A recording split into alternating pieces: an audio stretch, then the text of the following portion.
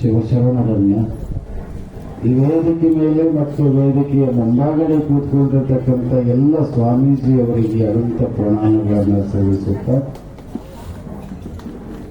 ಪ್ರತಿ ವರ್ಷದಂತೆ ಈ ವರ್ಷದ ವಿಶೇಷವಾದ ಕಾರ್ಯಕ್ರಮಗಳನ್ನು ಆಯೋಜನೆ ಮಾಡಿರತಕ್ಕಂಥವರು ಈ ಶ್ರೀಮಠದ ಟ್ರಸ್ಟಿಗಳಿಗೊಂದು ನಾವು ಭಕ್ತಿಯಿಂದ ಶರಣಾರ್ಥಿಗಳನ್ನು ಸಲ್ಲಿಸಿ ಒಂದು ಜೋರಾಗಿ ಚಪ್ಪಾಳೆ ತಟ್ಟಿ ಅವರಿಗೆ ಅಭಿನಂದನೆ ಸಲ್ಲಿಸ್ತೀವಿ. ಯಾಕಂತಂದ್ರೆ ಮನ್ಯಾಗ ಅಳು ಮಕ್ಕಳು ಹಿಡಿದು ಬಹಳ ಕಷ್ಟ ಐತಿ. ಅಳು ಮಕ್ಕಳು ಹಿಡಿದು ಬಹಳ ಕಷ್ಟ ಐತಿ. ಇಷ್ಟೆಲ್ಲ ಸಾಧು ಸಂತರು ಹಿಡಿತಾರಂತಂದ್ರ ಇಷ್ಟೆಲ್ಲ ಸಾಧು ಸಂತರು ಹಿಡಿದಂತ ಯಾರಾದ್ರೂ ತಂದೆ ತಾಯಿಗಳಿದ್ರು ಅಂತಂದ್ರೆ ಅವರು ಟ್ರಸ್ಟಿಗಳು ಅಂತಕ್ಕಂಥದನ್ನು ನಾವು ಎಂದೂ ಮರಿಬಾರದು. ಯಾಕಂದ್ರೆ ಬಹಳಷ್ಟು ಸ್ತುತಿ ನಿಂದೆಗಳು ನಾವು ಬಹಳ ಕಾರ್ಯಕ್ರಮ ಮಾಡ್ತೀವಿ. ಗಣಟಿಗಳಿಗೆಲ್ಲ ಸ್ತುತಿ ನಿಂದೆಗಳು ಬಹಳ ಬರ್ತಿರ್ತಾವ. ಅವನ್ಯಾವನ್ನೂ ತಲೆಗೆ ತಗೊಳ್ಳಾರದೆ ಪ್ರತಿ ವರ್ಷವೂ ಬಹಳ ವಿಶೇಷವಾಗಿರತಕ್ಕಂಥ ಈ ಕಾರ್ಯಕ್ರಮವನ್ನು ಮಾಡಿಕೊಂಡು ಈ ಎಲ್ಲ ಸಾಧು ಸಂತರಿಗೆ ಅನೇಕ ರೀತಿಯಿಂದ ಸಂತೃಪ್ತಿಯನ್ನು ಪಡಿಸಿರತಕ್ಕಂಥವು ನಮ್ಮೆಲ್ಲರಿಗೂ ಬಹಳ ಸಂತಸ ತಂದಿದೆ ಅಂತಕ್ಕಂಥ ಮಾತನ್ನು ಈ ಸಂದರ್ಭದಲ್ಲಿ ಹೇಳ್ತಾ, ಇಲ್ಲಿ ಹೇಳಿದ್ರು ಎಲ್ಲ ಪರ್ವ ಪೂಜೆಗಳು ತಮ್ಮ ವಾಣಿಯಿಂದ ಸತ್ಸಂಗದಿಂದ ಏನು ಮಟ್ಟಕ್ಕೆ ಅನ್ನೋದನ್ನು ನಮಗೆಲ್ಲ ತಿಳಿಸ್ಕೊಡ್ತಾರೆ. ಹೌದು, ಸತ್ಸಂಗ ಅಂತಂದ್ರೆ ಶರಣರ ಸಂಘ ಅಂತ ಕರೆಯುವುದು. 12ನೇ ಶತಮಾನದೊಳಗೆ ಅನುಭವ ಮಂಟಪ ನಿರ್ಮಾಣ ಆಗಬೇಕಾಗಿತ್ತು ಅಂತಂದ್ರೆ ಮಡಿವಾಳ ಮಾಚಿದೇವ ಒಬ್ಬನೇ ಬಂದು ಅನುಭವ ಮಂಟಪ ನಿರ್ಮಾಣ ಆಗಲಿಲ್ಲ. ಹೋಗಾರ ಮಾದಿ ತಂದೆ ಬಂದ್ರು ಒಬ್ಬನ ಬಂದ್ರೆ ನಿರ್ಮಾಣ ಆಗಲಿಲ್ಲ. ಬಸವಣ್ಣನವರು ಏನು ಆ ಅನುಭವ ಮಂಟಪವನ್ನು ಕಟ್ಟಿದ್ರಲ್ಲ, ಅದು ಕಲ್ಲು ಮಣ್ಣು ಇಟ್ಟಂಗಿಯಿಂದ ಕಟ್ಟಿರತಕ್ಕಂಥ ಅನುಭವ ಮಂಟಪವಲ್ಲ, ಎಲ್ಲರ ಹೃದಯಗಳನ್ನ ಕಟ್ಟಿದ್ರು ಅಂತ ತಿಳ್ಕೊಂಡು ಅದು ಅನುಭವ ಮಂಟಪ ನಿರ್ಮಾಣವಾಗಿತ್ತು. ಹಾಗೆ ಈ ಒಂದು ಬೆಂಗಳೂರಿನಲ್ಲಿ, ಯಾಕಂದ್ರೆ ಸಾಧು ಸಂತರಿಗೆ ಬಹಳಷ್ಟು ಕಿಮ್ಮತ್ತು ಕೊಡಲಾರ್ದಂತ ಊರು ನಿಮ್ಗೆ ಹೇಳ್ತೇನೆ ನಾನು. ಯಾಕಂದ್ರೆ ಎಲ್ಲ ಶ್ರೀಮಂತರ ಜನ ಇಲ್ಲಿ, ಕ್ಯಾವೇದಾರಿಗಳಿಗೆ ಕಿಮ್ಮತ್ತನೇ ಇಲ್ಲ ಈ ಭಾಗದೊಳಗ. ಆದರೂ ಕೂಡ ಇಂಥ ಒಂದು ಬೆಂಗಳೂರು ಗ್ರಾಮಾಂತರಗಳಿಗೆ ಏನು ನೀವು ಇಷ್ಟೆಲ್ಲ ಸಾಧು ಸಂತರನ್ನು ಕರೆಸಿ ಅವರಿಂದ ಅನುಭವಗಳನ್ನು ಪಡೆದುಕೊಂಡು ಆ ಅನುಭವ ಮಂಟಪ ನಾವು ಬರೀ ಪುಸ್ತಕದಲ್ಲಿ ನೋಡ್ತೀವಿ. ನಿಜವಾದ ಅನುಭವ ಮಂಟಪ ಎಲ್ಲಾದರೂ ಇಟ್ಟಂದ್ರೆ ಬೇರೆ ಆಶ್ರಮ ಅಂತಕ್ಕಂಥದ್ದನ್ನು ಎಂದು ನಾವು ಮರಿಬಾರದು ಅಂತಕ್ಕಂಥ ಮಾತನ್ನು ಹೇಳ್ತಾ, ಕುಂಭಮೇಳಗಳನ್ನು ನಾವು ಬಹಳಷ್ಟು ಸರಿ ನೋಡಿದ್ವಿ. ಹೌದು, ಕುಂಭಮೇಳಕ್ಕೆ ಹೋಗಿ ಕೆಟ್ಟ ಕಲಕಗಳಾಗ ಮುಳುಗಿ ಹೇಳ್ತೀವಿ. ಆದ್ರೆ ಆ ಕುಂಭಮೇಳಕ್ಕಿಂತಲೂ ಈ ಕುಂಭಮೇಳಕ್ಕೆ ಒಮ್ಮೆ ಬಂದ್ರೆ ಸಾಕು, ಜೀವನ ಸಾರ್ಥಕವಾಗ್ತದೆ. ಈ ಕುಂಭಮೇಳ ಬೇಕಾಗೈತಿ.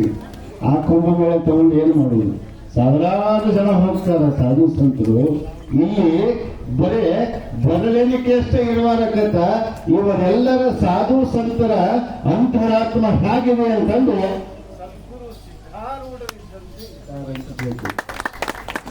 ಇದು ಸದ್ಗುರು ಸಿದ್ಧಾರೂಢರು ಪ್ರಯಾಣ ಮಾಡ್ತಿದ್ರು. ಸುಮ್ಮನೆ ಒಂದು ಘಟನೆ ಹೇಳ್ತೀನಿ ನಾನು. ಪ್ರಯಾಣ ಮಾಡೋದ್ನಾಗ ನಮ್ಮಂತ 4 ಮಂದಿ ಹರಿದ ಹುಡುಗರು ಬಂದು ಇಟ್ಟಿದ್ವಿ. ಸಿದ್ಧಾರೂಢ ಆಚರಿಸುತ್ತೇವೆ, ಆದ್ರೆ ಯಾವುದೂ ಏನೋ ಕಡಿಮೆ ಇಲ್ಲ. ಮತ್ತೆ ಸುಮ್ಮನೆ ನಾವು ಮನ್ಯಾಗ ಕೂತಿ ಏನ್ ಮಾಡೋದು? ಮತ್ತೆ ಅವ್ರ ಕೂಡ ಹೋಗ್ಬಿಡೋಲ್ಲ. ದಿನ ಹೋಳಿಗೆ, ತುಪ್ಪ, ಶಾಂಡಿಗೆ, ಕರಿಗಡುಬು, ಬಜ್ಜಿ ಇವೆಲ್ಲ ಸಿಗ್ತಾವ. ಸುಮ್ಮನೆ ಮನ್ಯಾಗ ಕೂತ್ರೆ ಏನ್ ಸಿಗ್ತಾವ ನಮಗಂತ ತಿಳ್ಕೊಂಡು ಬಂದು ಹೋಗ್ತಿದ್ವಿ. 4 ಮಂದಿ ಬಂದು ಅಂತಿದ್ರು. ಬಂದ್ರೆ ಬಹಳ ಸಂತೋಷ ಆಗ್ತದೆ. ಅವ್ರು ಬಹಳ ಎಲ್ಲ ಮಾತಾಡ್ತಿದ್ವಿ. ಚಲೋ ಆಯ್ತು, ಬಂದ್ರೆ ಬನ್ನಿ ಅಂತಂದು ಕರ್ಕೊಂಡು ಹೋದ್ರು. ಒಂದು ಊರಾಗ ಹೋಳಿಗೆ ತುಪ್ಪ ಉಂಡ್ರು, ಮತ್ತೊಂದು ಊರಾಗ ಕರಿಗಡಬ ತುಪ್ಪ ಉಂಡ್ರು, ಮತ್ತೊಂದು ಊರಾಗ ಬರೀ ಕಟ್ಟಿ ರೊಟ್ಟಿ ಸಿಕ್ಕೋದು, ಮತ್ತೊಂದು ಊರಿಗೆ ಹೋದ್ರು ಬರೀ ಅನ್ನ ಸಾರ ಸಿಕ್ತು, ಮತ್ತೊಂದು ಊರಿಗೆ ಹೋದ್ರು ಅಲ್ಲೇನು ಸಿಕ್ತು? ಏನು ಸಿಗಲಿಲ್ಲ. ಮುಂದೆ ಸಿದ್ಧಾರೂಢರು ಕೇಳಿದ್ರು ಅವ್ರು 4 ಮಂದಿ, ಯಪ್ಪ ಹಸು ಭಾಳ ಆಗೈತಿ, ಹೆಂಗ್ ಮಾಡೋದು? ಇನ್ನೊಂದ್ ಸ್ವಲ್ಪ ಮುಂದೆ ಹೋಗ್ಲ, ಅಲ್ಲಿ ಪ್ರಸಾದ ಐತೆ, ಊಟ ಮಾಡ್ನು ಅಂದ್ರು. ಮತ್ತೆ ಮುಂದೆ ಹೋದ್ರಿ. ಎಲ್ಲಿ ಹೋದ್ರು? ದಟ್ಟ ಅರಣ್ಯದೊಳಗೆ ಹೋದ್ರಂತ. ಅಲ್ಲಿ ಯಾರು ಏನೂ ಇಲ್ಲ, ಅಲ್ಲಿ ಗ್ಯಾಟಿ ಗಣಸುಗಳು ಇಲ್ಲ, ಯಾವ ಗಿಡದಾಗ ಹಣ್ಣಿಲ್ಲ, ಕೆಟ್ಟ ಬರಗಾಲದ ದಿನಮಾನಗಳಲ್ಲಿ ಕರ್ಕೊಂಡು ಹೋದ್ರೆ ನೀರು ಕುಡಿಯಕ್ಕೆ ನೀರು ಸಹಿತವಾಗಿ ಇದ್ದಿದ್ದಿಲ್ಲ ಅಂತ. ಯಪ್ಪ ಇನ್ನು ನಮಗ ಹಸು ತಾಳಕ್ಕಾಗಲ್ತು, ಇಲ್ಲ ಪ್ರಾಣ ಬಿಡ್ಬೇಕಾಕತಿ, ಏನಾದ್ರೂ ಮಾಡುವಪ್ಪ ಅಂದ್ರು ಸಿದ್ಧಾರೂಢ ಅಜ್ಜ ಯಾವಾಗಲೂ ಒಂದು ಕಡೆ ತತ್ರಾಣಿಗೆ ಹಾಕೊಂಡು ತಿರುಗಾಡ್ತಿದ್ರಿ. ಯಾವುದು? ನೀರಿನ ತತ್ರಾಣಿಗೆ. ಇವತ್ತು ನಾವು ಯಾರು ಹಾಕೊಂಡಿದೀವ್ರಿ?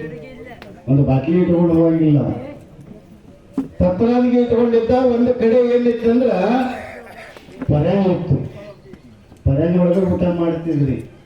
ನಾವೆಲ್ಲ ಬಂಗಾರದ ತಟ್ಟೆ ಒಳಗೆ ಊಟ ಮಾಡಿ ಆಯುಷ್ಯ ಹೆಚ್ಚಾಕೈತಿ ಅಂತ ಹೇಳ್ತಾರ.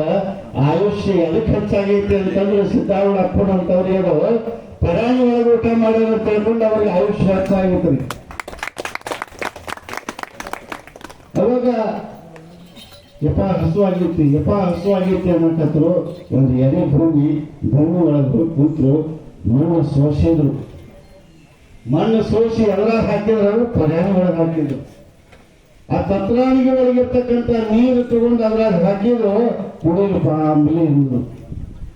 ಯಪ್ಪ ಮಣ್ಣು ಕುಡಿಸಿ ನಮಗೆ ಕೊಲ್ಬೇಕೈತಿ ಅನ್ನಂದ್ರು ವಿಶ್ವಾಸ ಇಲ್ಲ. ಅದಕ್ಕೆ ಹೇಳಿದ್ರು ಅಂಬಿಗರು ಚೌಡಯ್ಯನವರು ಅಂದೇ ಹೇಳ್ಯಾರ, ಅಂಬಿಗರ ಮೇಲೆ ವಿಶ್ವಾಸವಿಟ್ಟೊಡೆ. ಯಾರ ಮೇಲೆ ಇಡ್ಬೇಕಂತ್ರಿ? ಅಂಬಿಗರ ಮೇಲೆ ವಿಶ್ವಾಸವಿಟ್ಟೊಡೆ, ಒಂದೇ ಹುಟ್ಟಿನಲ್ಲಿ ಆದಡವ ಸೇರಬಲ್ಲುವುದೇ. ಅಂಬಿಗ ಅಂಬಿಗ ಅಂಬಿಗ ಅಂಬಿಗ ಅಂತಂದ್ರೆ ನಾವ ಆಡಿಸ್ತಕ್ಕಂಥ ಅಂಬಿಗ ಅಲ್ಲ. ಇವತ್ತೇನು ಸಿದ್ಧಾರೂಢರಲ್ಲ, ಅವರು ಒಬ್ರು ಅಂಬಿಗರು. ಅವ್ರು ಏನಪ್ಪ ಅಂತಂದ್ರೆ ಅವ್ರ ಮ್ಯಾಲ ವಿಶ್ವಾಸ ಇಟ್ಟಿವಿ ಅಂತಂದ್ರೆ ಸೀದಾ ನಮಗೆ ಎಲ್ಲಿ ಹೋಯ್ತಾನಂದ್ರೆ ವೈಕುಂಠಕ್ಕೆ ಹೋಯ್ತಾನ. ಆದ್ರೆ ವಿಶ್ವಾಸ ಏನಾಗೈತಿ? ವಿಶ್ವಾಸ ಅವಾಗ ಯಪ್ಪ ಈ ಮಣ್ಣಿನ ನೀರ ನನಗೊಲ್ಲಿ ನಿನಗೊಲ್ಲಿ ಅಂದ್ರು. ಅದ್ರಾಗ ಒಬ್ಬ ಬಹಳ ವಿಶ್ವಾಸಿಕ ಮನುಷ್ಯ ಇದ್ದ. ಅಜ್ಜಗೆ ಬೇಕಾಗಿರತಕ್ಕಂಥ ಒಬ್ಬ ವ್ಯಕ್ತಿ ಕುಡಿಯೋ ಅಂದ್ರು. ಯಪ್ಪ ತಗೊಂಡೇ ಬಿಡ್ತಾನ ಅಂದ. ಏನು ಕುಡಿತಾನ? ಅದೇನಾಗಿತ್ತು ಅಂದ್ರ ಮಣ್ಣು ಹೋಗಿ ಆಂಬಲಾಗಿತ್ತಂತ. ಯಾರಿಂದ? ಅಪ್ಪ ಸಿದ್ಧಾರೂಢ ಅಜ್ಜನ ಕೃಪೆಯಿಂದ.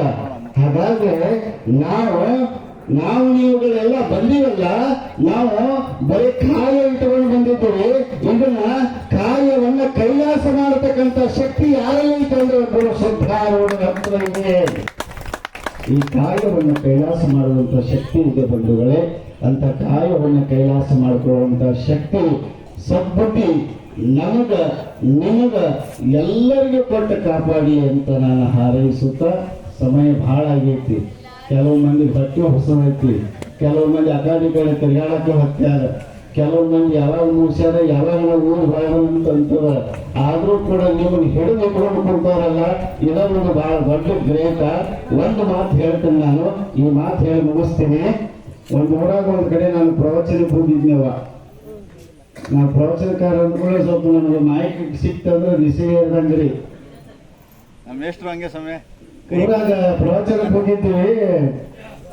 7 ಗಂಟೆಗೆ ಹಚ್ಚಿಬಿಟ್ರು. 8 ಆತು 9 ಆತು 10 ಆತು ಮುಗಿಯೋವಲ್ತ್ರಿ. 11 ರೂಪಾಯಿ ಬಡಿಗೆ ತಗೊಂಡು ಬಂದಂತಾವ. 11 ರೂಪಾಯಿ ಬಡಿಗೆ ತಗೊಂಡು ಬಂದ.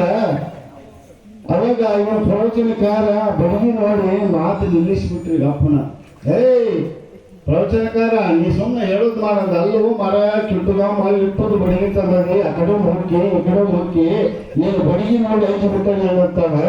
ಅವಾಗ ನಿನಗೆ ಅಲ್ಲಿಂದ ಬಡಿಗೆ ಮತ್ತೆ ಯಾರಿಗೆ ತಂದದ ಬಡಿಗೆ ಅಂದತ್ತವ. ನೀನು ಹೊಚ್ಚಿ ನೀನು ತಂದು ಹೊಚ್ಚಲ್ಲ ಅವನು ಬಡಿಗಳಾಕತ್ತೀನಿ ಅಂದತ್ತಾನೆ. ಮತ್ತೆ ನಾನು ತಂದು ಹಚ್ಚಿದವ್ರು ಯಾರು? ಮಾಸ್ತರ್ ಹುಡ್ಕಾಡಕ್ಕಿಂತ ಪೈಲ ನಾವು ಬಿಟ್ಟಿವಂದ್ರೆ ಬಾಳೆ ಪಾಡ್ರಿ. ಇಲ್ಲ ತಂದ್ರೆ ಮಾಸ್ತರ್ ಹುಡ್ಕಾಡೋ ಪರಿಸ್ಥಿತಿ ಬರ್ತೈತಿ.